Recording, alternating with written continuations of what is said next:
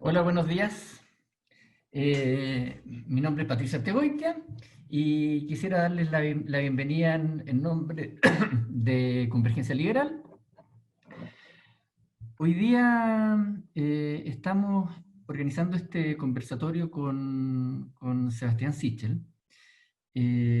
A propósito de muchas cosas, Sebastián llegó al gobierno, ustedes saben, primero a la Corfo cuando partió el gobierno, fue el primer nombramiento que hubo para una persona que no venía de la coalición de gobierno y un primer intento de abrir la coalición de gobierno a sectores en este momento, independientes, pero que habían estado apoyando la elección de Sebastián Piñera.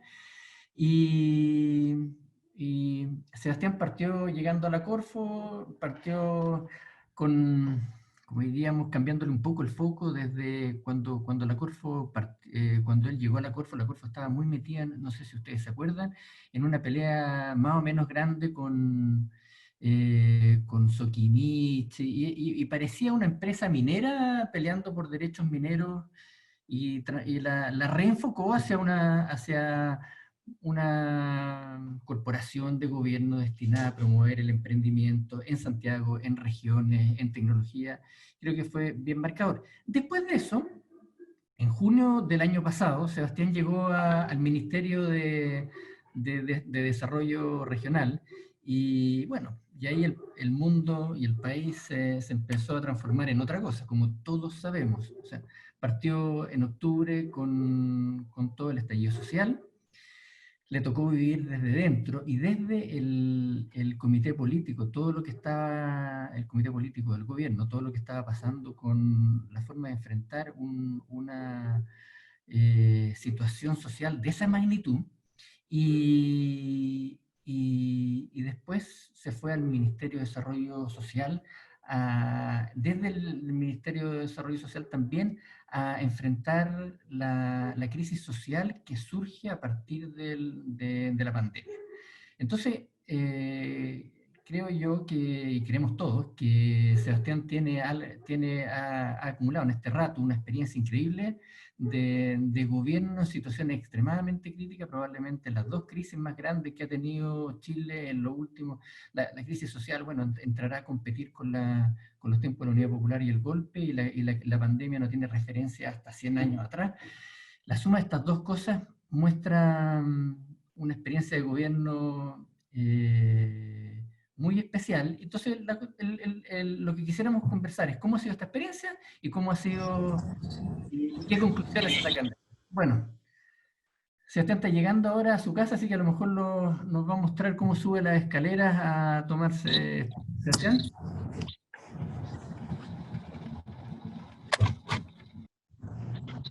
Hola Pato, ¿cómo estás?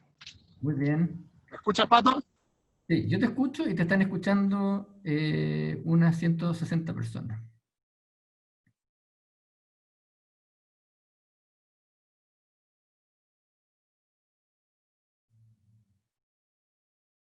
Bueno, se está en camino. Yo diría que vamos a partir haciendo dos cosas que no importan. Uno, que nos cuente un poco cómo es la experiencia de vivir en crisis de esta magnitud. Dos crisis que podríamos llamar de clase mundial. La, la, la crisis social inicial, el estallido y toda la crisis social a propósito de la pandemia. Y lo otro que quisiera conversar entre todos, ¿qué conclusiones se saca de esto? ¿Qué conclusiones saca uno de cómo es el funcionamiento del Estado?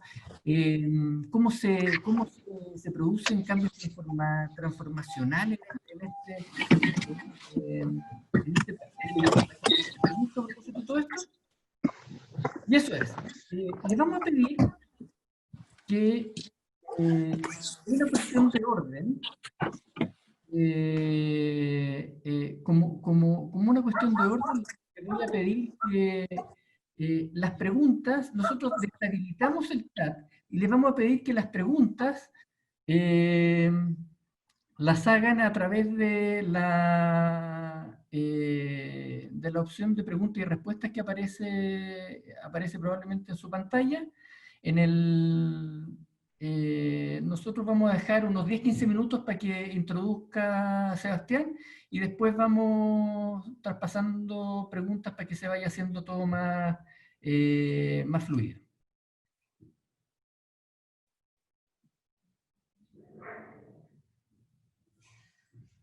Ahora sí, Pato, ¿me escuchas? Sí, te escuchamos. Ya. Hola, ¿cómo están a todos? Mil disculpas, voy subiendo literalmente la escalera a mi casa para que vean que vivo como al final de un cerro. Pero me vine a la casa para poder conversar un poco más tranquilo y más largo con todos. El resumen del Pato, quizás el mejor resumen, cómo me sentí este rato, era como estar viviendo las 7 plagas de Egipto, pero yo era de los egipcios, no era los que le mandaban las plagas. Y eso tiene mucho que ver con lo que me tocó vivir en el gobierno este rato. Yo que me gustaría como contar la experiencia en 2 dimensiones, en lo humano principalmente y después en lo profesional. En lo humano, probablemente nunca me imaginé que iba a salir escondido en un auto de La Moneda atrás de un chofer cuando empezó o cuando el presidente me pidió ser ministro. Y yo creo que probablemente en esa misma lógica es una experiencia distinta y quizás a uno lo hace cuestionarse ¿por qué llegamos a este punto? Y lo digo bien sinceramente, en el fondo, ¿qué pasó que en algún minuto un ministro termina saliendo por ahí, se siente encerrado, y qué cosas puede hacer o no hacer a partir de esa pega? ¿Y por qué resumo esto? Porque ha habido 2 formas de mirarlo. Yo creo que como somos una sociedad bipolar en esta lógica, algunos pensaron mucho que este era un problema solo de violencia, otros pensaban que este era el país más injusto del mundo, y básicamente no nos pusimos de acuerdo en hacer un buen diagnóstico de qué era lo que pasaba en el país a partir de eso. Y yo creo que eso ha sido como el derrotero de la segunda crisis en esta lógica, ¿sí? Porque después de esta primera gran pregunta, la segunda gran pregunta era, bueno, no nos pusimos de acuerdo en el diagnóstico y nos pilla la crisis sanitaria entre medio, y como no teníamos un buen diagnóstico de lo que nos pasaba, las fuerzas centrífugas siguieron en esta lógica, y por lo tanto estamos viviendo una sociedad hiperpolarizada que ha vivido 2 crisis rotundas, y que no tenemos una buena interpretación de lo que nos pasa, y lo que ha hecho exacerbar, por lo tanto, las posiciones. Pues unos están diciendo todo el día, la realidad que nos pasa es que tenemos un país fracasado y que este es un país fallido, y lo que hay que hacer es cambiar el país, y otros que dicen, en el fondo lo que tenemos aquí son nichos de violencia y violencia política, lo que quieren es derrocar al Estado y ganar el poder que no pudieron ganar por las elecciones. Y yo la verdad, lo humano, soy bien malo para esas polarizaciones, esas generalizaciones. Creo que no tengo una buena respuesta todavía de qué es lo que pasó, sino más bien tengo percepciones construidas de cómo la élite en general, el poder en general, del cual somos parte de muchos de los que estamos escuchando acá, se desconectaron hasta tal punto de la ciudadanía que no sabíamos muy bien qué le pasaba al país que estaba lejos de nosotros. Entonces, lo humano, como conclusión, diciendo, pucha, me fui escondido algún día de La Moneda, con una reflexión profunda del país que yo pensé que conocíamos y que nadie de los que vivíamos en mi circuito tenía muy claro qué país era, con muchos absolutamente convencidos que el país que se imaginaban era el que ellos decían que era, y por lo tanto usaban este malestar en esa lógica, y que no hemos tenido buenas respuestas a esa crisis, y que tenemos una debilidad en el sistema político para encontrar buenos diagnósticos y respuestas a esta crisis, y que probablemente la vida me dio la oportunidad de estar en estos cargos, al menos para encontrar soluciones de corto plazo aparte de estas crisis, pero que en el mediano plazo necesitamos una conversación más estructurante de esto. Y después lo profesional, tú contaste que yo estuve en la Corfo, yo estuve en el Ministerio de Desarrollo Social y yo una semana en el Banco de Estado, y me pasan 2 cosas ahí bien en la práctica, así en concreto, que son parte de una misma cadena. Yo vi por ahí que alguien ponía, parece que Alfredo, que yo en la Corfo me obsesioné con el triple impacto, más bien como las empresas en el mediano plazo, su relación con el entorno era vital para su sostenibilidad hacia el mediano plazo, y cómo después en el Ministerio de Desarrollo Social me di cuenta que el espacio de lo político era vital para encontrar soluciones concretas a los problemas de las personas, y que muchas veces nuestras conversaciones políticas vivían en otro estadio, que la pega mía, la verdad, era bajar la política o bajar las políticas públicas al ciudadano, de manera que lo que hacíamos, sí, la gente sintiera que tenía que ver con su vida cotidiana, y cómo hoy día veo en el banco la misma lógica, una institución financiera que lo que tiene que hacer es inclusión e incorporar a otros ciudadanos. Entonces, primera foto grande, grande, grande, grande, es decir, en lo personal, debe ser una etapa que menos certezas tuve respecto a lo que pasaba. En lo profesional, darme cuenta que el Estado es vital como instrumento de solución de problemas de las personas y que eso lo habíamos perdido en el último tiempo, o por burocracia, o por falta de madurez política, o falta de civismo, etc. Y una última cosa que en esta primera fase, para que respondamos preguntas, y en lo social, un desafío gigante. Este es un país en que la pobreza se había escondido debajo de la alfombra en la conversación, en que vivíamos simplemente discutiendo sobre derechos universales, sobre cambios estructurales, pero que efectivamente había una marginalidad social tan profunda que estaba provocando una herida de cohesión social que no estaba solucionada y que cualquier crisis la gatillaba rápido, ya sea la violencia de octubre, hoy día la crisis sanitaria, y la hacía evidente, y que como Estado, como gobierno, como político, la habíamos dejado en la última línea de las prioridades de la conversación. Antes de esta crisis, no sé si hablábamos, ni siquiera si decíamos la palabra pobreza, era como un tema tabú en general. Nos gustaban mucho más las grandes discusiones, pero que finalmente el verdadero dilema de Chile, que se llama cohesión social, no es necesariamente la discusión sobre la igualdad, sino la discusión de fondo, es cómo una sociedad, el Estado, la política funciona en torno a la priorización de la política social o de la política pública para aquellos que por sí mismos no van a poder cambiar la aguja de su propio futuro. Yo creo que hay una conversación de fondo que viene hacia adelante. Y cierro con esto. 3 reflexiones rápidas o convicciones. Una, lo primero es que este desafío, lo que trato de repetir siempre, que lo público no es lo estatal. O sea, que estando en el Estado, en las posiciones que he podido tener, me doy cuenta que esto es un desafío que no solo le corresponde al Estado, y por lo tanto tenemos un rol súper grande desde la política y desde las empresas y de la sociedad civil a construir una agenda común para poder resolver los problemas sociales o públicos en el país. La segunda convicción es que la crisis más grande que vive Chile, la desafección en general, la desconexión de la élite con lo que pasa con el resto del país, y que ese puente cortado hace que finalmente estemos muchas veces perdidos en la agenda respecto a lo que pasa con los ciudadanos.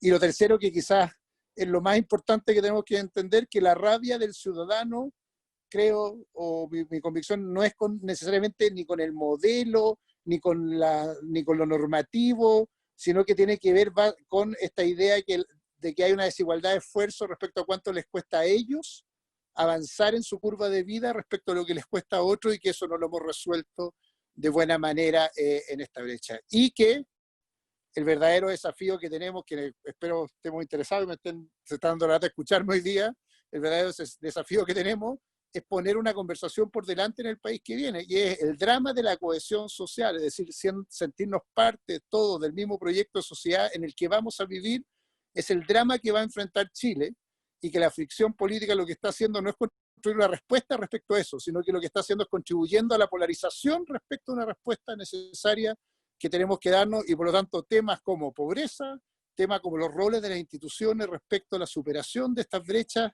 de esfuerzo, y temas como los ingresos son los temas que deberían repriorizarse en la agenda, y que además el cambio estructural que está viviendo la sociedad, y lo que le demos más vuelta hacia adelante, el cambio tecnológico, la aparición a través de innovación de nuevas formas de desarrollo para el país, y la necesidad también de un sistema político que cada día incluya la representación, teoría de participación, son parte de las brechas que tenemos que solucionar en el corto plazo. Eso como aproximación rápida. Y nada, pues, hablemos lo que quieran hablar. En eso estamos. A ver, tenemos una lista de preguntas. Yo quisiera aprovecharme de mi propia posición en este conversatorio y hacer la pregunta que a mí me interesa primero, y después sigo con las de los demás. Mi pregunta es: ¿cómo has visto el funcionamiento del Estado? O sea, yo creo que igual te ha tocado ser un testigo privilegiado del funcionamiento del Estado, por lo menos en dos. Hoy está haciendo en el tercero, empezando a hacerlo. Pero ¿cómo has visto el Estado? ¿Qué reflexiones te surgen de cómo funciona el Estado, de qué hay que hacer y, y cómo lograr efectividad con el Estado? Eh, Mira, varias cosas. Yo voy a... O sea, lo primero es, nosotros, lo que urge en Chile es romper este paradigma de los 60 como si necesitamos más o menos Estado, sino que lo que necesitamos es un mejor Estado después de esta experiencia. ¿Y qué significa un mejor Estado? Que no es solo un discurso, tenemos un Estado que ha crecido sistemáticamente desde principios de los 90 de manera horizontal. Esa es la primera conclusión. Entonces tiene más ministerios que fiscalizadores Cernapesca. Hay más ministros que fiscalizadores Cernapesca territoriales para saber cuántos pescados sacamos. Así para ser bien práctico y por lo tanto es un gobierno que ha ido engordando en lo ancho, muy grande, con problemas graves de coordinación a partir de este ensanchamiento. Me tocó hacerlo como la universidad, pero somos el país que por per cápita más ministros tiene o más ministerios tiene respecto a su población y con una fuerza, con una tentación de seguir creando ministerios. Yo me acuerdo, yo llegué y me dijeron, bueno, tenemos una promesa de hacer un ministerio de asuntos indígenas. Y yo decía, mira, volvemos a crear más ministerios y lo que va a hacer es no priorizar los asuntos indígenas, sino cada día más irlo radicando porque finalmente al ensancharse el gobierno en lo horizontal pierde potencia en lo vertical. Esa primera conclusión, mejor Estado hoy día significa un Estado que no necesariamente es más grande, sino más eficaz, y hoy día es bastante ineficaz porque tiene graves problemas de coordinación. Segundo, tenemos un Estado que es endogámico, por lo tanto, experiencia personal, yo no sé lo que sufrí con el registro social de hogares y muchas veces con las conversaciones que tenía con técnicos y políticos del ministerio para que entendiéramos que nuestro problema era el resultado, no el proceso. Y por lo tanto, si nos demoramos 5 días más y alguien no tenía el ingreso de emergencia depositado en su bolsillo, lo que estábamos haciendo era poniendo en riesgo una persona que no tenía cómo alimentarse, pero el Estado se bastaba a sí mismo, entonces le importaba mucho más tener la información administrativa necesaria para poder verificar el indicador que había medido y había perdido la lógica de resultados. Me tocó trabajar 8 años fuera del Estado, y una cosa que aprendí del sector privado es que, o de la academia, es que lo más importante es el resultado. Es, bueno, ¿qué vamos a lograr con lo que estamos haciendo? En cambio, el Estado muchas veces se mide por el proceso, y el proceso no tiene lógica de resultados porque no están los incentivos puestos así. Y tercero, en la misma lógica que el hacer las cosas mal no tiene ningún impacto. Y eso es un pecado mortal del Estado. O sea, hoy día hacer una cosa mal, es decir, pagar mal, no pagar a tiempo, no tiene sanción y por lo tanto los incentivos están absolutamente delineados con los problemas de las personas. Sí, sí. Cada vez que yo escucho que el problema de Chile son las AFP, que puede ser o no discutible, yo después les diré cuál es mi posición, digo, si uno viera los datos, la mayoría de la gente, su gran reclamo tiene que ver con cómo actúa el mismo Estado frente a ellos. Nosotros demoramos 6 meses, demoramos 6 meses en sacar un registro social de hogares, y la gente que iba a pedir el registro social de hogares porque estaba desesperada por conseguir o alimento o un subsidio habitacional, y entre que tú lo solicitabas y le llegaba el resultado, nos demorábamos 6 meses, o un desafío que les puso hoy día en el banco, o nos demoramos 28 días para un no cliente del banco entre que nos solicita el pago de un crédito FOGAPE y el depósito del FOGAPE. ¿Y por qué? Porque es necesario, porque urgente no, porque obviamente no hay incentivo a hacer resultados. Para resolver esto, o para responder lo que me decís, Pato, la gran pregunta que viene en el futuro, y que obviamente no hay incentivo en el sistema político hoy día para hacerlo, es en realidad cómo hacemos un mejor Estado, y ese mejor Estado se mide respecto a las necesidades de los ciudadanos y no a las necesidades del sistema político. Yo ahí voy siendo súper transparente. Si algo yo admiro harto del presidente es que exactamente en eso compartíamos agenda, o sea, me obligaba y me exigía y siempre me ponía los resultados por delante. Me decía, bueno, ya, ¿y cuántos ingresos familiares de emergencia vamos a pagar? No me cuente cuál es su base, qué pasó, cuénteme cuánto va a pagar y cuál va a ser el resultado y cuándo lo vamos a pagar.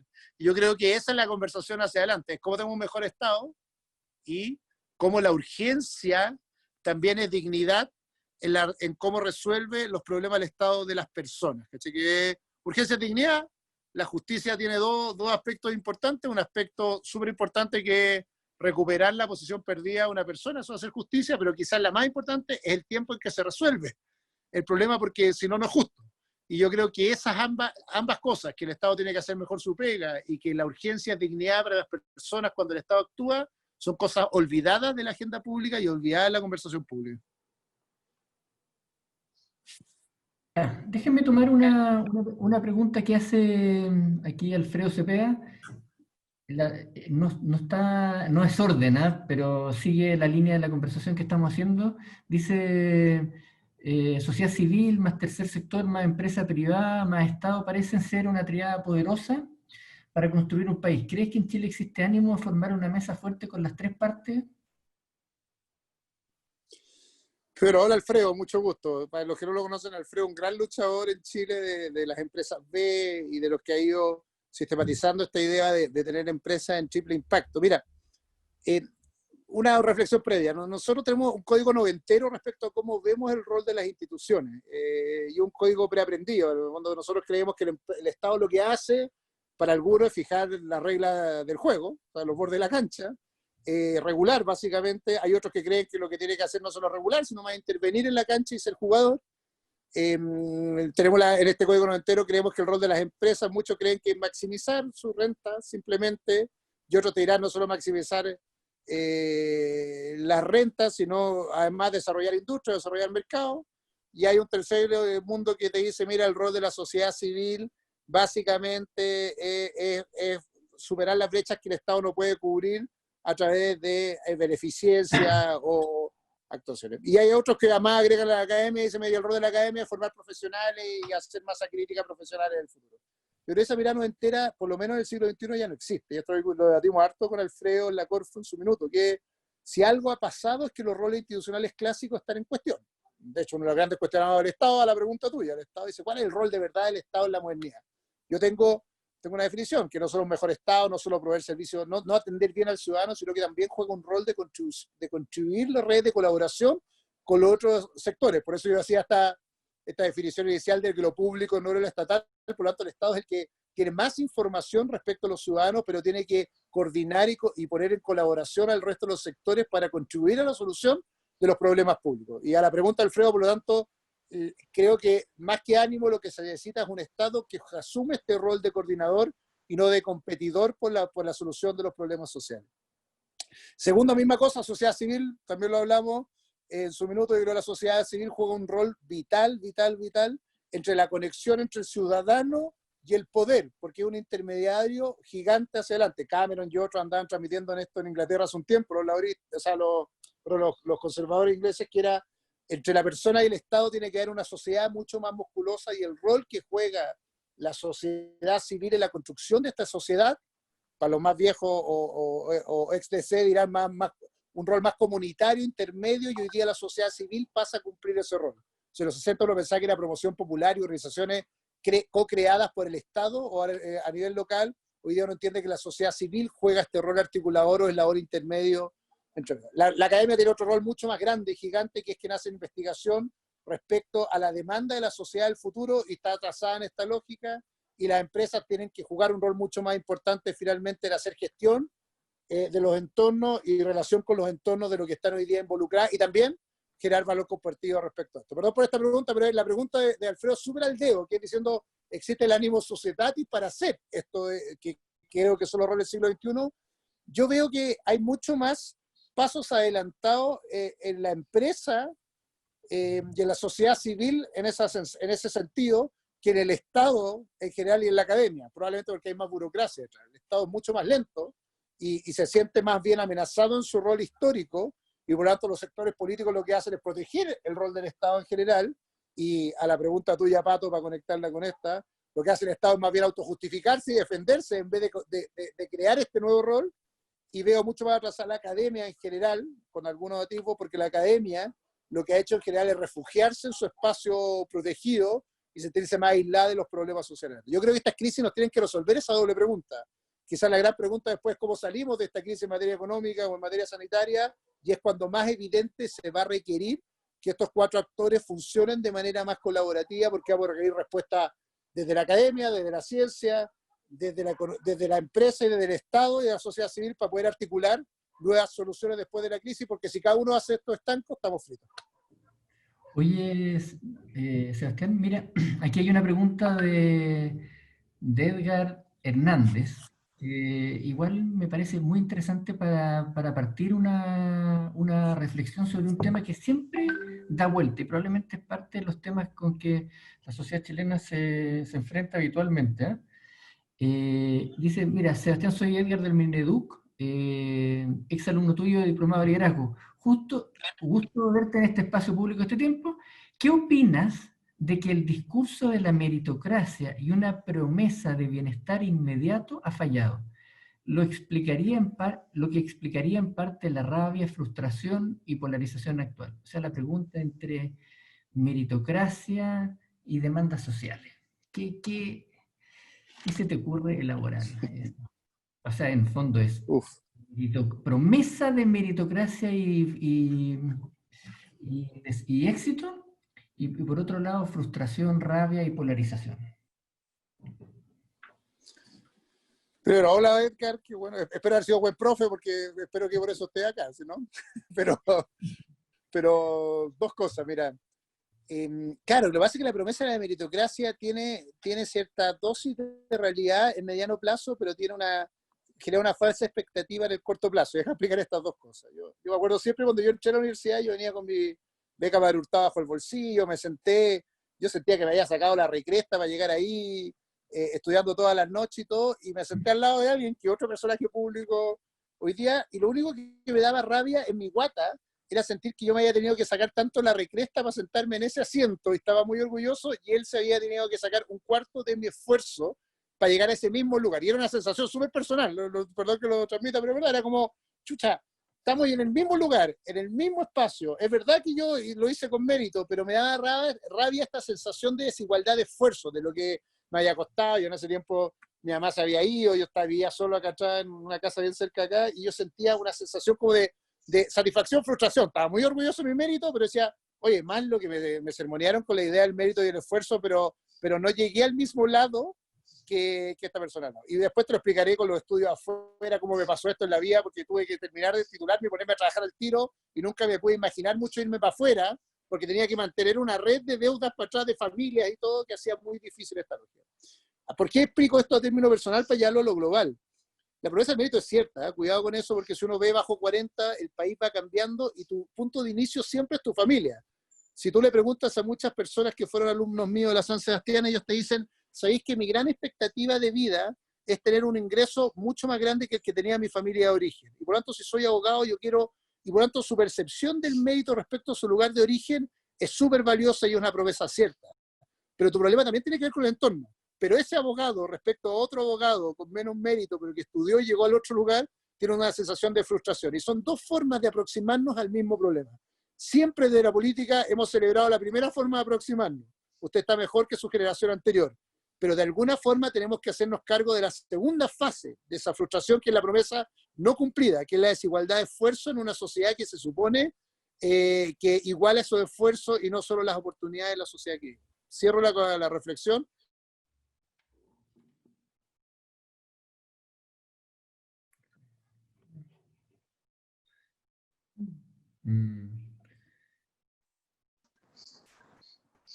¿Aló? Sí, ahí sí. Pero Ah, es que se cortó. te estáis Ya, viendo de cierro esta lado, Sebastián, reflexión. ¿no? Sebastián, te estáis ¿Ah? viendo de lado. ¿De lado? Sí. ¿Ahí? ¿Se enderezó? Ahí sí, casi, ahí se enderezó. Ya.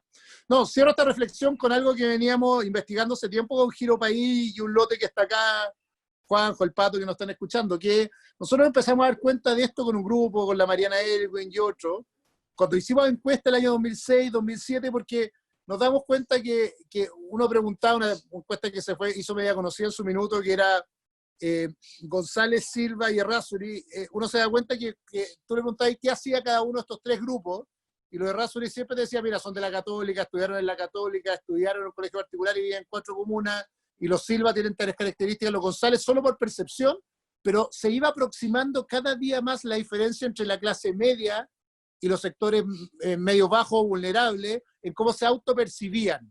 Y para hacerlo más en la práctica, tú sentías que podías nacer en Conchalí, pero que podías vivir en la Florida, que en Chile es clase media. Los que creen que clase media es Providencia, les digo que están equivocados hace mucho tiempo, o los que creen que es Ñuñoa, en general, sino que decían, mira, yo puedo llegar y tengo un techo hasta donde llegar, con mi esfuerzo, pero la verdad, tengo vedado el ingreso a ciertos lugares. A cierto tipo de universidades, a cierto tipo de círculos, a cierto tipo de espacios de poder.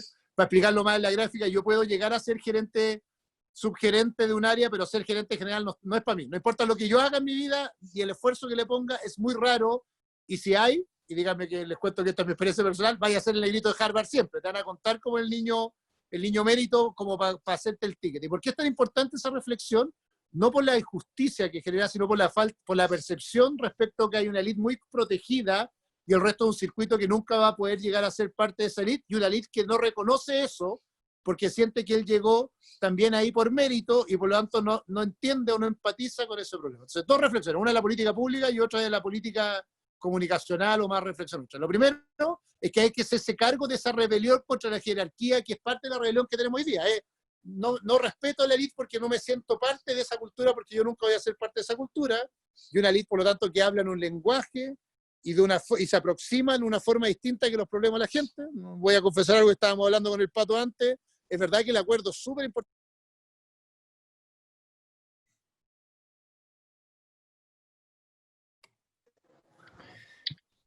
Otra vez quedaste de lado. Otra vez que de lado, no sé qué pasa, ¿no? Ya. Mueve el celular. ¿Ahí? ¿No? Estáis de lado. ¿Ahí? Sí. Sí. Ya.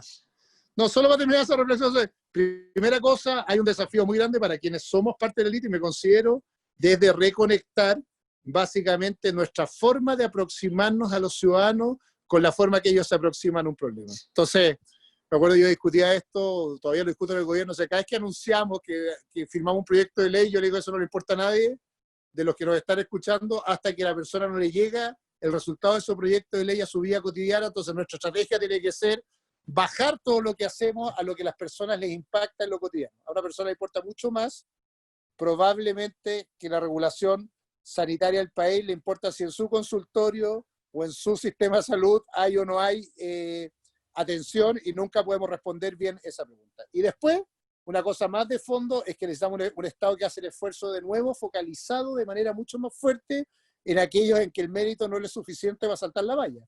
Y por lo tanto, todo este mito medio frente amplista, yo, para ser súper sincero, que crearon en los últimos 6, 7 años, de que la única política social posible en Chile son los derechos universales, es una falacia, porque los derechos universales solo profundizan estas diferencias.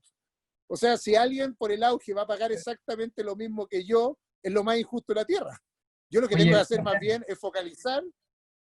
¿Ah?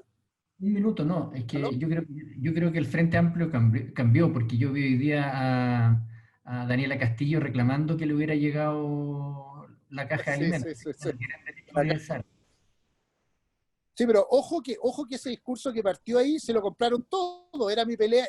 Mira, voy a hacer algo bien práctico. En la negociación del ingreso familiar de emergencia yo me encontré con diputados de C y diputados del Frente Amplio debatiéndome por qué a un médico no le iba a llegar el ingreso familiar de emergencia. Y yo me ponía como blanco y decía, ¿por qué no? Porque, no, pero es que está sin ingresos, sí, pero su trayecto de vida hace que tenga un patrimonio y un respaldo que le permite recuperar esos ingresos versus o sea, creo que ese discurso permeó muy fuerte a la cultura de la exconcertación, a la nueva mayoría, y todo el día tú te encuentras con gente justificando esta idea de que focalizar es malo. Y yo soy un convencido, esto lo traía en un matinal, me agarré con esto con Pancho Vidal, soy un convencido que para igualar esfuerzos y méritos en Chile necesitamos un Estado que focalice otra vez muy fuerte su política social y su política económica. Es decir, que haga que el mérito sea posible, porque la verdad, si lo dejamos a todos corriendo solo, aquí izquierda y derecha unidas jamás serán vencidas.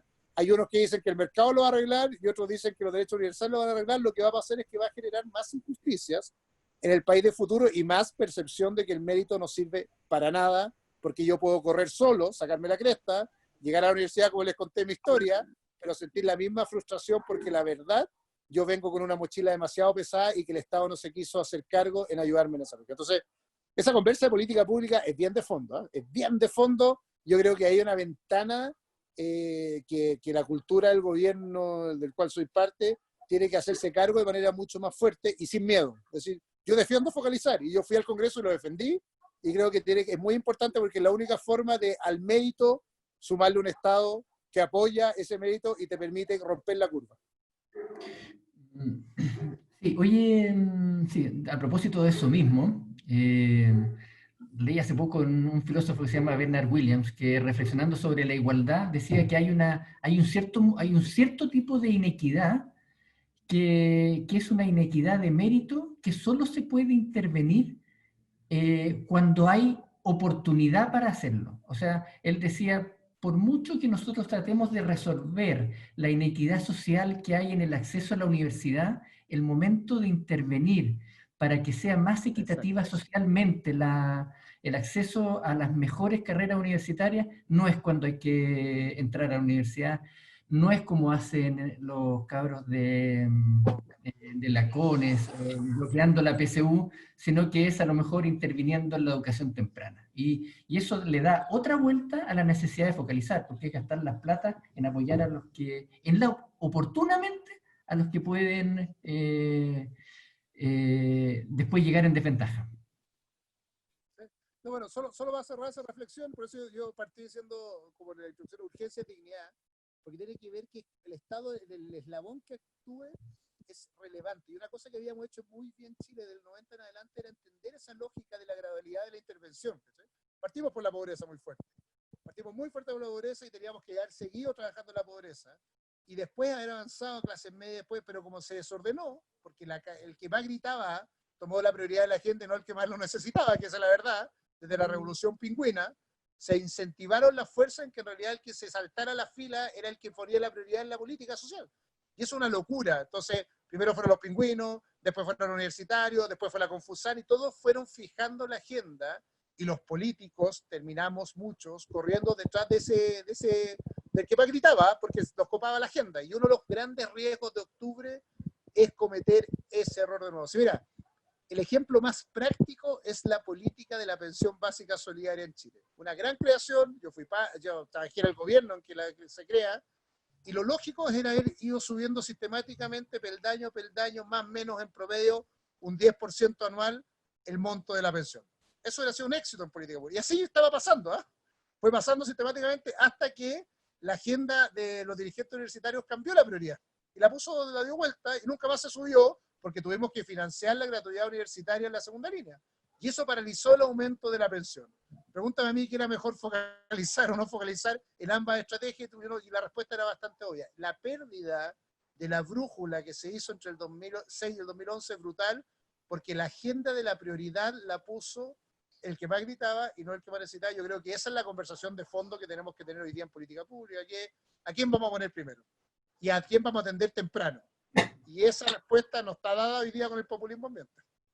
Oye,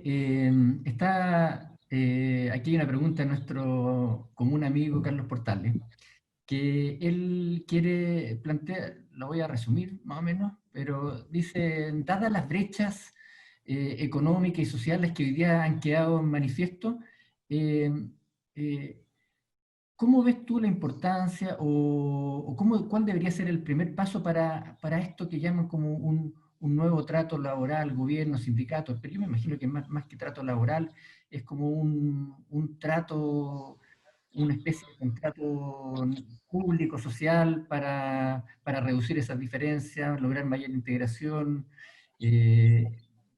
Carlos enfatiza que en las grandes empresas que contratan, que generan 85% de las ventas y 50% de los empleados. Después de haber pasado por todos estos lados por donde he pasado, ¿qué veis por ahí? Mira, algunas cosas que yo he visto, ¿no? Tampoco para estar tan lleno de certeza. Algo de lo que hicieron el Grupo del Río hace un minuto con valor compartido, una creación de una cooperativa, no quiero ponerlos como símbolo, pero grandes empresas han avanzado en el sentido correcto después de esta crisis. Uno, revalorizando a los que no saben el valor compartido, que es básicamente también ir acompañando su crecimiento con el acompañamiento de los trabajadores a través del reparto de utilidades y además con algunos modelos cooperativos en la gestión. Hay algunas experiencias buenas, no quiero pegar, pero yo sé lo que me quiere preguntar Carlos en el fondo, yo soy, a ver, primero, otra vez la cosa de las fantasías en que vivimos en el populismo, esta idea de como que las grandes empresas son terribles, malas y torturadoras y tenemos que atacarlas, creo que es otro de los malos relatos. Chile necesita una base económica amplia, eso significa mucho emprendimiento, pero también necesita grandes empresas o grandes transatlánticos que empujen la economía, y no va a haber una base económica más amplia sin grandes empresas y viceversa. Entonces es súper importante como el sistema completo y este discurso que atenta contra el éxito, contra el empresariado, como si fuera finalmente el enemigo social, a mí me molesta de sobremanera porque no va a haber reducción de la pobreza sin que haya un sistema empresarial completo más grande y más proactivo. Evidentemente, hay un déficit grande en grandes empresas respecto al rol que juegan con los entornos. Eso es lo más evidente. Y en el fondo, y su responsabilidad con los entornos y la gestión de los entornos, me tocó como consultor verlo todo el día. Cuando es básicamente han aprendido a sobrevivir en las crisis, pero no más bien hacerse cargo de la gestión de crisis. Yo creo que el nuevo pacto laboral, en la lógica que dice Carlos, requiere una mirada en que los resultados de la empresa sí impactan positivamente también en los resultados de sus trabajadores y los resultados de los lugares donde interactúan en la empresa. Y ese desafío es súper grande para los transatlánticos que uno quiere defender, sector acuícola, sector forestal, sector comercio, retail. Yo creo que el verdadero desafío para la sostenibilidad del negocio va a ser eso, de cómo responden en esta crisis hacia adelante.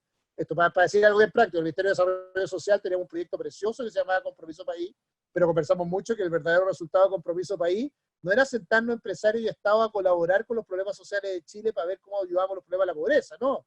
Era, vamos a medir pobreza multidimensional dentro de la empresa se hace cargo de la gestión de esa pobreza dentro de la empresa con algo más allá que los ingresos, vamos a hacer capacitación laboral intraempresa que permita también ascenso, vamos a hacer escala de mérito dentro de la empresa. Yo creo que hay conversaciones adentro de la empresa que hay que tener después de esta crisis y veo muchas que han entendido el problema y otras que están tratando de flotar otra vez en la crisis y que el peor favor que se pueden hacer es eso, porque el populismo en cierne ha transformado a las grandes empresas en el enemigo del desarrollo y no básicamente como en los 90 lo entendíamos que eran los socios del desarrollo, y para recuperar ese rol ya no basta el lobby con la clase política. Para recuperar ese rol hay un rol intraempresa que es vital y la relación interna de la empresa es vital para que eso funcione.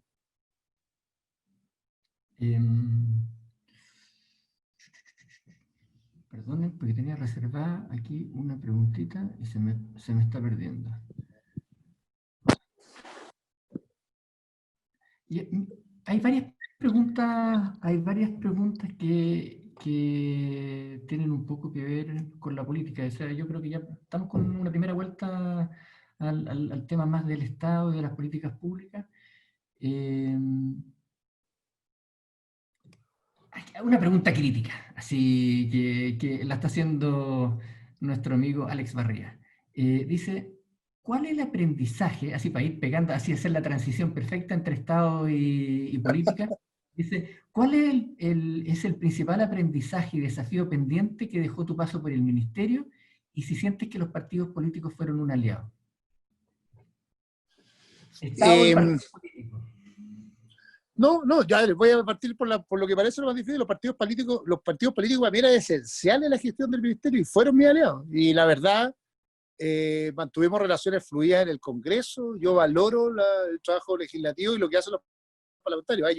A diferencia de lo que uno podría decir de manera ligera, yo creo que parte importante de los éxitos de míos como ministro tuvieron que ver con una muy buena relación con los partidos mayoritarios, con más parlamentarios de gobierno.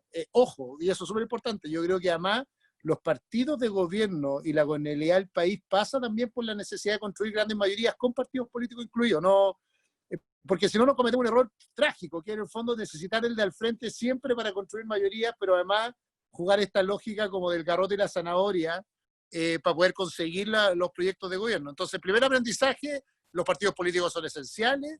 La gobernabilidad del país está por la capacidad de construir mayoría. Nosotros tenemos un problema del sistema político chileno evidente. Los gringos le llaman gridlock, que es bloqueo, que tenía un gobierno de mayoría electoral, pero minoría parlamentaria, y por lo tanto se provoca un bloqueo y eso provoca ineficacia legislativa y estamos en estos entornos gigantes y hay una tentación natural, por lo tanto, de ser un gobierno de minoría, de buscar los acuerdos como prioridad, más que buscar tus propios acuerdos internos para construir gobernabilidad. Eso como primero. Segundo, sí, un aprendizaje colectivo. Yo creo que efectivamente esta vocación de mayoría tiene que traducirse en acuerdos mayoritarios que incluyan distintos mundos culturales y no solo los partidos. Yo creo que ese es el desafío de esta coalición en el mediano plazo. La mayoría está por la partido de representación parlamentaria, pero la mayoría cultural, que es la que te hace ganar un gobierno, también tiene que ser parte de la expresión de tu poder político. Yo creo que en eso los gobiernos rápidamente renuncian a esa vocación. ¿Sí? Como que la van dejando atrás. Dicen, ganamos con una mayoría cultural que representa ciertos valores. En el caso de este gobierno, yo creo que tuvo que ver con un buen funcionamiento de la economía, pero una promesa también que la economía iba a llegar a todos lados para provocar desarrollo. Y esa mayoría cultural no solo se representa por la cultura de los partidos políticos, sino también por miles de subculturas que están en torno a un gobierno y que los gobiernos tienden a olvidarla rápida porque se parlamentarizan, se obsesionan con el trabajo parlamentario. y comunicacionalmente, por lo tanto, la abandonan en 2 minutos, ¿cachai? La dejan botada, y creo que es un error conceptual que tenemos que corregir en el gobierno. Y aprendizaje profesional, hoy yo me quedé con un desafío pendiente, así que a mí lo único que me desvela el sueño de haber dejado de ser ministro, no mucho más tampoco, no es que vivía con frustración. Uno, es que yo creo que lo dije, pero en el fondo el registro social de hogares y el Sistema Nacional de Inversiones, que los que no lo conocen son lo que define qué proyecto se hace en Chile y lo que define a quién le llega plata en Chile, qué es lo que hace el ministerio, es de un arcaísmo, de una burocracia, de un nivel de desajuste con la realidad que hace que el Estado, el músculo que era Mideplan o de Plan en su minuto, que era el músculo de decir el quién, cómo y dónde, para la inversión pública y para la inversión social, requiere seguir trabajando y picaneándose mucho más fuerte porque el Estado selecciona mal. Y si el Estado selecciona mal, o más bien selecciona desfasado, si selecciona mal, en la prioridad del gasto público, sea cualquiera de las dos vértices, la inversión y todo, lo que hace es que va construyendo sociedades más injustas en el mediano plazo, ¿sí? Porque provoca captura, provoca centralismo en la toma de decisiones, provoca que la inversión se radique en los mismos lugares y por lo tanto la estrategia de desarrollo funciona más lenta porque efectivamente el Estado es ineficaz en la asignación selectiva de dónde y con quién gasta. Yo creo que ahí tenía un desafío profesional más grande. Y a la pregunta tramposa de Alexis detrás, yo creo que también aprendizaje colectivo es que se necesita más política también muchas veces cuando uno está en este cargo. No basta solo ser buen ministro y hacer buena gestión, sino que también se necesita hacer más gestión política. Oye, sí, mira, hay varias preguntas que tienen que ver con, los niveles de violencia que vemos y de odio que hay en el discurso público, por lo menos en ciertas zonas donde el discurso público se expresa. Estaba buscando una pregunta en particular, pero se me perdió porque es mucha, pero que hace una referencia a la carta de hoy día en el Mercurio de Mundo Pérez Lloma, a propósito del asesinato de su padre, porque se cumplen 49 años del asesinato de su padre, y lo dañino y destructivo que fue esa dinámica del odio en la sociedad chilena entre, no sé, probablemente entre el año 67 a 73, que se fue creando una dinámica que fue matando a casi todos los protagonistas. O sea, fueron muriendo. Hay una historia contada en algún momento por Gonzalo Vial sobre el momento del odio, que cuenta una historia cuando estaban en el colegio St. George y llegó a cantar. eh, bueno, pero cantan esta canción de El Mundo Pérez Sujovich, no sé qué, se para el Mundo Pérez, le pega un combo y terminó muerto el Mundo Pérez Sujovich, terminó muerto, murió mucha gente. ¿Qué reflexión te merece cómo salir y qué daño tiene este discurso del odio que impera en Chile?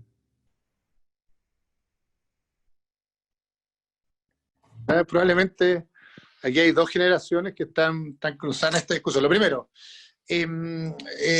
hay gente, hay personas que artificialmente han tratado de gatillar en el fondo una discusión, o sea, pero se me estaba metiendo un niño.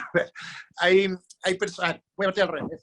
No hay que haber una conversación de una persona con Arturo de la población del esfuerzo en el borde de Conchalí hace algunos días, que me dijo rápido, me dijo que él estaba muy enojado con nosotros como gobierno, porque nosotros hablábamos de violencia todo el día, y él decía, yo vivo violencia todo el día, esos mismos rayados que usted tiene allá, están acá afuera, los narcos acá adentro no me dejan dormir, y por lo tanto, primer diagnóstico, hay una violencia engendrada en la sociedad que está mucho más profunda en la pobreza y que es cotidiana y que no nos hemos hecho cargo, que se llama seguridad ciudadana, le hemos puesto discursos de todas formas, la puesta giratoria, pero que esa violencia, que es la violencia delictual en general, se ha tomado ciertos espacios sociales y la élite hemos sido medio indiferentes respecto a esa toma de la violencia de ese espacio. Entonces, la primera cosa es que debe haber un 10% de la población que ya tenía que esta violencia, la misma que vimos en la calle expresada, se había tomado ese espacio político y que la crisis social sacó del contenedor esa violencia, barra brava, narcotraficantes, todo lo que pudieran, al espacio público y lo que nos afectó, y que además eso se cruzó con el oportunismo de la violencia política que algunos quisieron generar. Entonces, me quiero hacer cargo de los dos vectores. Siempre que hablamos del discurso de seguridad ciudadana nos imaginamos que es alguien que nos entre a robar a nuestras casas, que es súper importante. Pero hay una dimensión de esa violencia en seguridad ciudadana que hoy día se ha tomado el espacio de la pobreza, que es mucho más brutal. Gente que no puede salir de su casa porque le roban todo y ese robo no tiene cómo recuperarse hacia atrás y que por lo tanto y sienten el abandono del Estado hace mucho tiempo. Y no es el discurso clásico de la izquierda como es solo desigualdad, no. Es delincuencia que sistemáticamente roba en barrios completos y que a través de la violencia ejerce el control del territorio en un espacio grande. Yo lo vi en Peñalolén cuando trabajé ahí, fui candidato, y lo veía, lo de la Caucillo Macaulay, lo que está pasando estos días en la comisaría que está allá afuera en Los Presidentes, es un fenómeno de hace 20 años, lo hace que ahora lo muestran en los matinales, pero hace 20 años están disparando en la comisaría, están tirándole piedras sistemáticamente para que no se metan los carabineros a controlar el narcotráfico las 2 cuadras posteriores. No es un fenómeno nuevo. ¿Por qué lo digo? Porque nosotros le teníamos miedo a este discurso como más de derecha extrema, de la seguridad ciudadana como un problema, y cada vez que lo imaginamos con nuestro barrio, pero yo creo que tenemos que perderle el temor al discurso de la seguridad ciudadana como un problema, de tratarlo como un problema intelectual, y la gente del centro como yo siempre le hemos rehuido, y nos aproximamos rápido al discurso como no, esto es desigualdad. No. Hay hoy día un problema más profundo de violencia asociado a seguridad ciudadana, que no hemos tenido un Estado eficaz para gestionarlo hace mucho tiempo. Y la solución ha sido la arcaica y es meter a la gente a la cárcel desesperadamente como forma de solución, porque no supimos, y yo creo que hay una ausencia de relato propio en el mundo del centro respecto a ese discurso, y en el gobierno hemos hecho un esfuerzo sistemático por tenerlo, controlarlo, modernizar las policías, modernizar las investigaciones, que tiene que seguir. Y después la segunda dimensión del problema lo del mundo hoy día, respecto a la violencia política, que es el oportunismo de algunos activistas que se han tomado ese espacio y que además la poca convicción democrática de algunos sectores que tratan de justificar esa violencia por la desigualdad, por la inequidad, por la falta de oportunidades, cuando ahí no tenemos eso, y lo quiero decir así de simple. Y por lo tanto hay que saber condenarla en todas sus dimensiones, la violencia o los problemas de seguridad ciudadana y la violencia dura que algunos sectores políticos han tratado oportunistamente de aprovechar. Y yo estoy asustado por las dos dimensiones, porque a medida que avanza la pobreza, esta violencia se toma más espacio, porque hay más necesidad y por lo tanto y menos Estado, y a medida que avanza el populismo, esa violencia se toma el espacio de lo público y se justifica de cualquier manera, que es lo que hemos visto en los últimos 6 meses. Hay algunos justificando que en cuarentena es legítimo salir a protestar por hambre, cuando lo que vemos ahí son activistas que lo que están haciendo es poniendo en riesgo la seguridad de la población completa y no se atreven a condenarlo porque quedan mal con su entorno, y en realidad en vez de buscar una solución al hambre lo que hacen es colgarse de esa protesta como forma de justificarse. Sí, esto no significa nada, yo fui el primero en decirlo en la crisis de octubre, el primero que dije que hay un problema también de equidad. No mezclemos toda esta discusión con un malestar genuino, ciudadano, con el discurso del mérito, que es lo que estábamos hablando hace un rato, y que hace que la equidad no sea lo mismo. Me salió larga la respuesta, pero los 30 pesos, una cosa que yo detecté rápido con la cosa de los 30 pesos del metro era el chat del liceo. Y la mayoría de mis amigos del liceo, que no son ninguno de izquierda, ni ultraizquierda, ni violentistas, ni militantes, están indignados con los 30 pesos, así como están indignados con el cobro de la tarjeta RUT muchas veces cuando les pagan el ingreso familiar de emergencia, y muchas veces no somos capaces de dimensionar esa indignación, y acá se juntó ese ejercicio de la violencia con esa indignación y somos buenos para caricaturizarlo, entonces tratamos de mezclarlo porque no sale fácil. Lo que estamos más en el centro, la centro derecha, decimos que pura violencia política, y lo que está más en la izquierda decimos que es puro malestar social, y yo creo que hay que poder distinguir ambos fenómenos en lo que está pasando. Oye, sí, perdóneme, tuve un lapso y se me olvidó Víctor Jara, pues estoy una vergüenza espantosa. Claro, sí. La pelea era entre Edmundo Pérez, Yoma y Víctor Jara en el Colegio San Jorge. Tengo algunas preguntas que tienen que ver con el proceso constitucional y los acuerdos de noviembre. Mariana Erwin pregunta ¿qué piensas del cuestionamiento a este acuerdo de noviembre? Y también otra pregunta, ¿qué opinas de la solución que se dio en este acuerdo de noviembre? O sea, un poquito de conversación sobre este proceso constitucional que en algún momento va a llegar.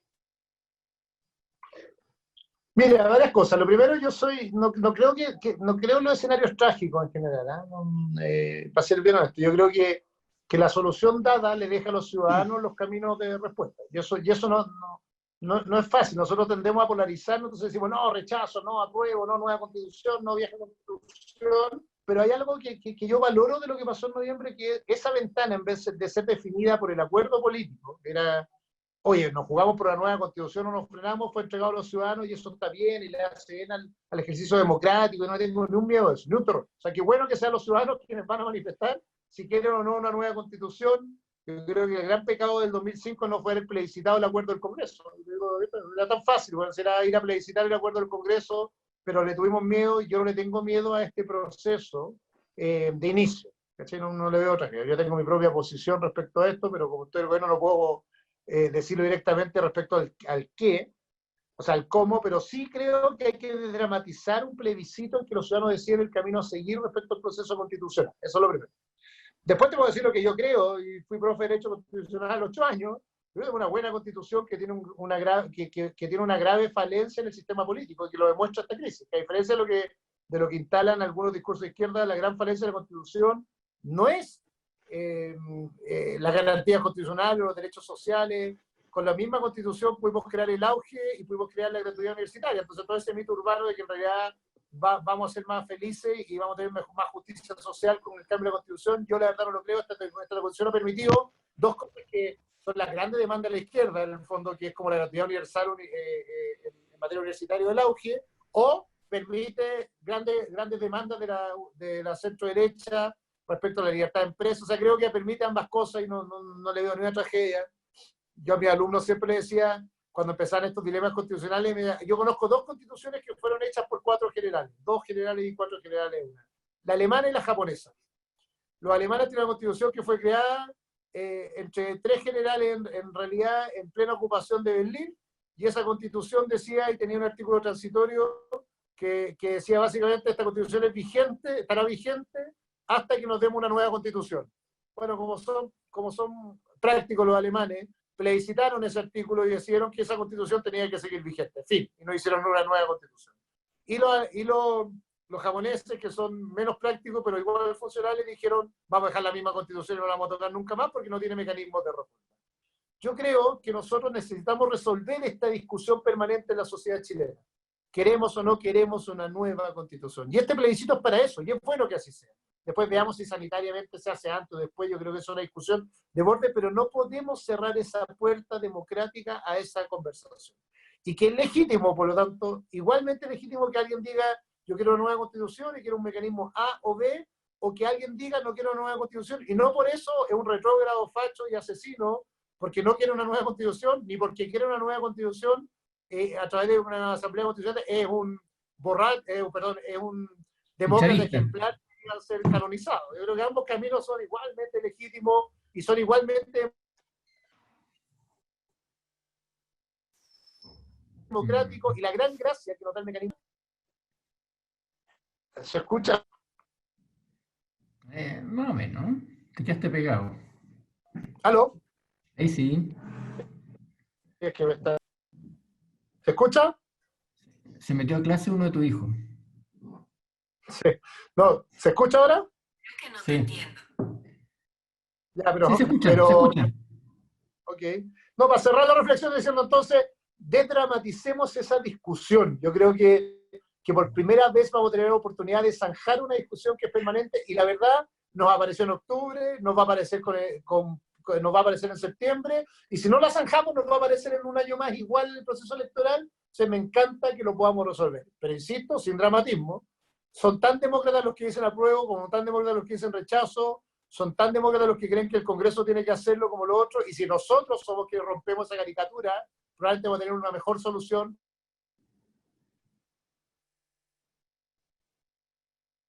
que la caricatura, la polarización que estamos haciendo respecto a este. Oye, yo creo que voy a... ahora me están aclarando, me aclara Gonzalo Cubillos que el que le pegó a Víctor Jara fue Francisco Perelloa, no Edmundo Perelloa. Así que hemos tenido un conocimiento del hecho histórico por capítulo. Hay varias, bueno, primero hay mucha gente que te manda felicitaciones, Sebastián, no la voy a repetir para que esto no parezca una cosa laudatoria, pero también hay muchas preguntas sobre el Banco del Estado. ¿Cómo ves tu trabajo en el Banco del Estado? Esto es un resumen porque son muchas preguntas. Entonces, ¿cómo ves tu trabajo en el Banco del Estado?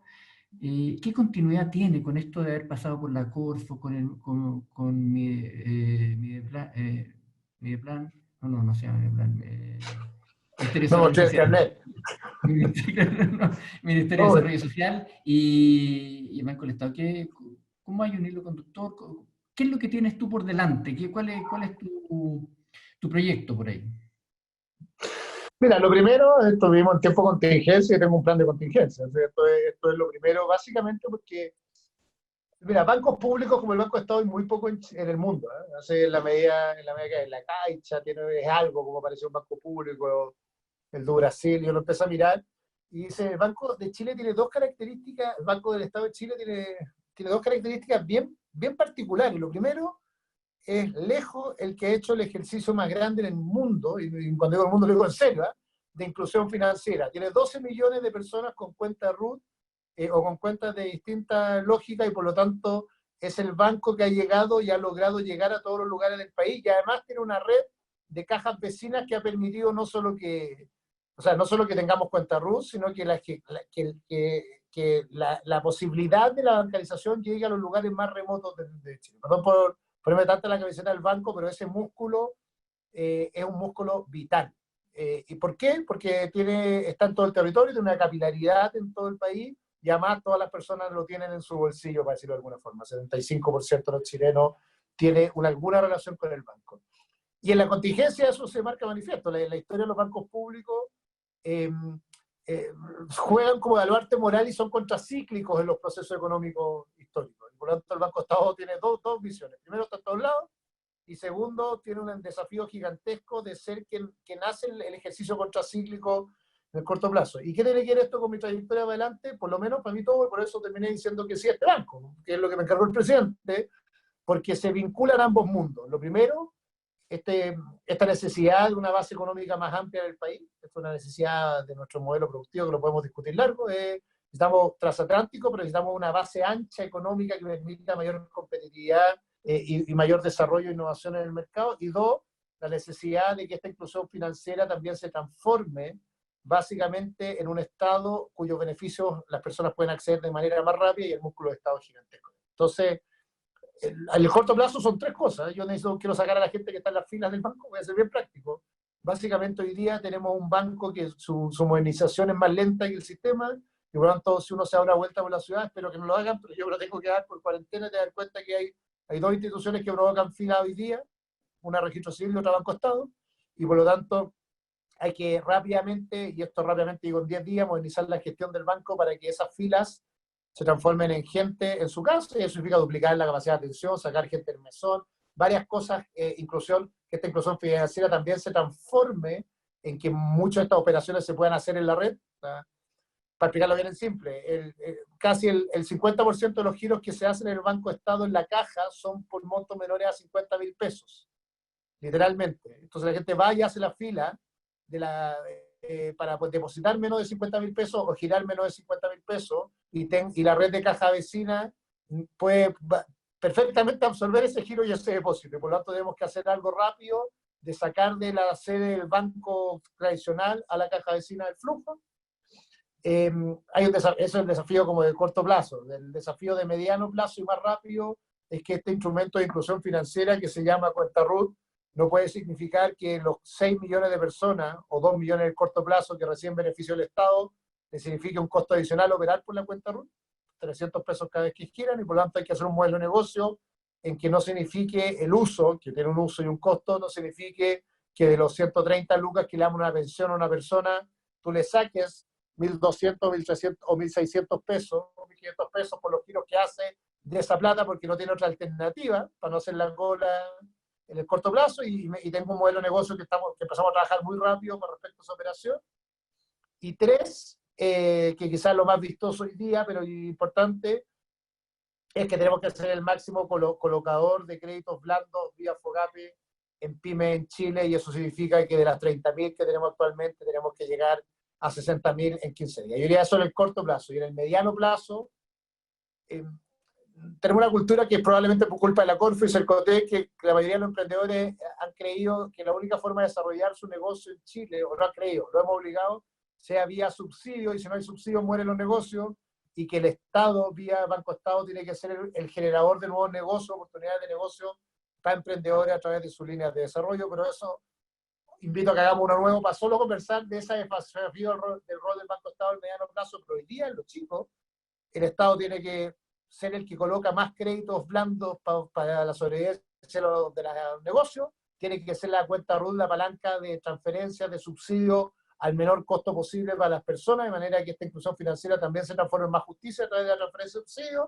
Y tercero, nuestros bancos tiene que ser un banco que está conectado con el territorio, y por lo tanto permite que las personas tengan acceso a financiamiento sin poner en riesgo a las personas, porque los expone a la tensión. Y eso requiere mucha gestión en los próximos 15 días. Les cuento algo que no he contado en todos lados, pero les pedí que de aquí al 30 de junio dupliquemos literalmente todos los créditos FOGAPE que hemos puesto en 2 meses, se aceleren, y en 15 días pongamos el doble de crédito en el sistema en microempresas, que la gestión de las filas haga que atendamos en doble horario. Por primera vez el banco en la historia de Chile que atienda en doble horario, para que gestionemos de mejor manera filas. Y tercero, que estamos en esas conversaciones, que la cuenta RUT, a través de los subsidios, todo aquel que viva los subsidios en los próximos meses, el costo de los giros sea a cargo del subsidio y no a cargo de la persona en el corto plazo. Esas cosas es lo que implementamos esta semana, llegamos a un acuerdo y estamos acelerando todo esto ahora. ¿Está apagado, Pato? ¿Está apagado? ¿Está apagado el micrófono? Sí, perdón. Estamos llegando al final de este conversatorio, estamos ajustando por el tiempo de subida de la escalera. Yo quisiera ver si terminamos con una mirada un poquito más de... Hay varias preguntas que piden eso, sí, de cómo se ve para adelante. Y yo, por lo menos, lo quisiera resumir de la siguiente manera. Hay muchas razones, a propósito de lo que ha pasado en el último tiempo, de ser pesimista. O sea, la crisis social ha mostrado un país fracturado, ha mostrado odiosidad, disposición a la violencia, disposición a aceptar mucha la violencia. La pandemia está remeciendo mucho de las estructuras productivas del país, va a dejar el país bastante más pobre.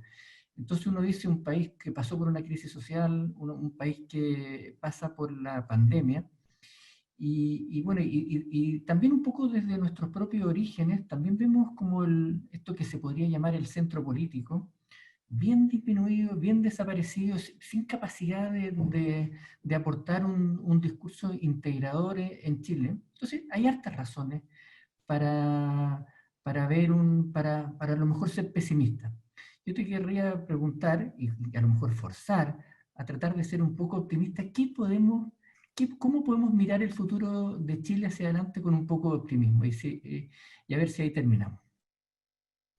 Oye, mira, me acordé de una frase de San Agustín que resumía, pero dicen que los tiempos son malos, sean ustedes mejores, ustedes son el tiempo. Yo creo que parte de esta conversación, los tiempos son malos, el desafío es cómo aquellos que nos interesan lo público somos un poco mejor que el tiempo, porque eso puede hacer los tiempos mejores. Pero voy a partir de lo pesimista. Yo tengo 3 cosas que a mí me tienen muy preocupado. Uno, el nivel de fricción del sistema político en general. Yo creo que eso es una tragedia que nos puede perseguir para hacia adelante. Si en algo se parece a los 70, es el nivel de fricción del sistema político. El sistema político está absolutamente friccionado gratuitamente. Los actores, además, en general, están pegados en esas fricciones, tienen como un trauma en esas fricciones y está costando mucho destrabarlo.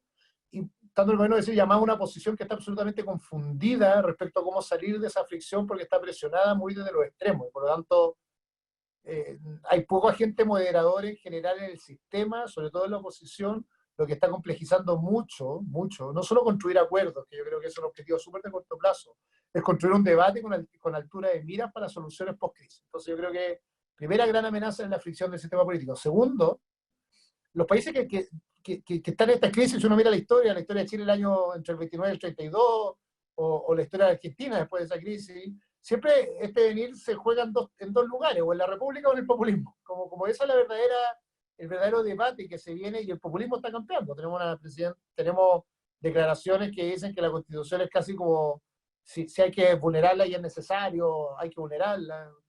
Hay otros que terminan diciendo que todo es posible y juegan con la expectativa de los ciudadanos, pero creo que el espacio del populismo puede tomarse la agenda del futuro, y es absolutamente trágico. Estoy agregándole a lo que tú dijiste, ¿cachai? Y a los dilemas económicos, sociales y de violencia que tenemos hacia adelante. Y hay un tercer gran drama que podemos vivir en el corto plazo, que es finalmente no es solo el populismo, la desafección de los ciudadanos con las instituciones en general.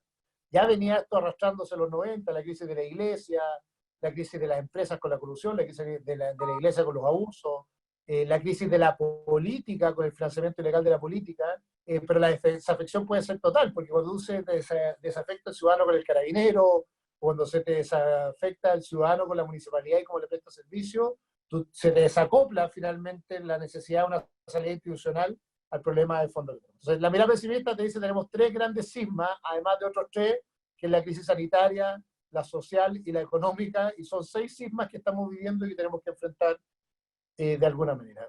Pero para mirarlo desde el optimismo, o sea, ¿cómo tú enfrentas estos 6 sismas? Yo creo que esa es la conversación. Lo primero, el país requiere urgentemente gobernabilidad, y la pequeñez del resultado político de cada uno de los grupúsculos que están dando vuelta en el sistema tiene que darle paso a un gran pacto que le asegure gobernabilidad a Chile en el mediano plazo. Entonces, como muere la democracia, que es el libro de moda, yo diría, o está de moda hace un rato, la gran respuesta a la primera gran pregunta, que esta crisis del sistema político requiere pactos de gobernabilidad en el país del futuro, o sea, requiere construcción de gobiernos de mayoría, y por lo tanto las fuerzas centrífugas que incentivan el sistema, mejor diferenciarse que construir con otro, tienen que avanzar rápidamente una dinámica de colaboración colectiva en el sistema político, en que si bien muchos podemos encontrar diferencias fáciles con el que está al frente, vamos a tener que encontrar puntos en común para darles gobiernos de mayoría al país en el corto plazo.